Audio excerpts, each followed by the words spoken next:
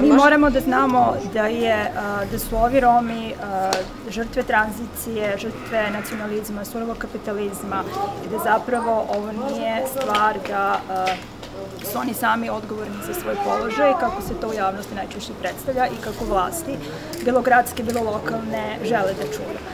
Lokalne vlasti se promenilo, sada će doći neki drugi ljudi, međutim ovo pokazuje da zapravo obični ljudi mogu da budu žrtve politike i ono što je najbitnije jeste svi smo mi ovi Romi, svi smo mi ovi ljudi, samo to možemo da prihvatimo ili ne, možemo da vidimo ili ne, ali sa društvom kakvo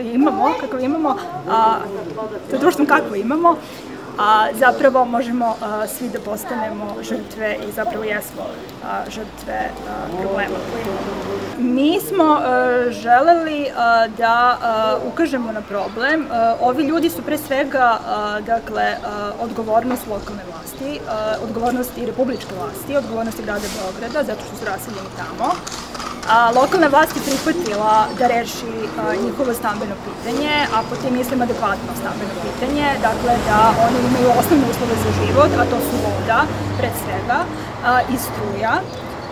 Mi smo njima pomogli, pomažemo u tom smislu da ih saslušamo.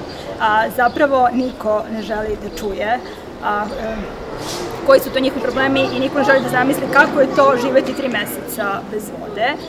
Ja se zahvaljujem medijima ovom prilikom na interesovanju koje pokazuju da se zapravo podigne vidljivost problema.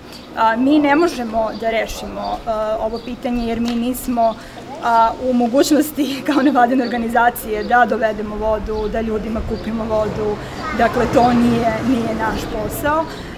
Ono što možemo jeste da pokušamo da oni koji su nadležni to reše.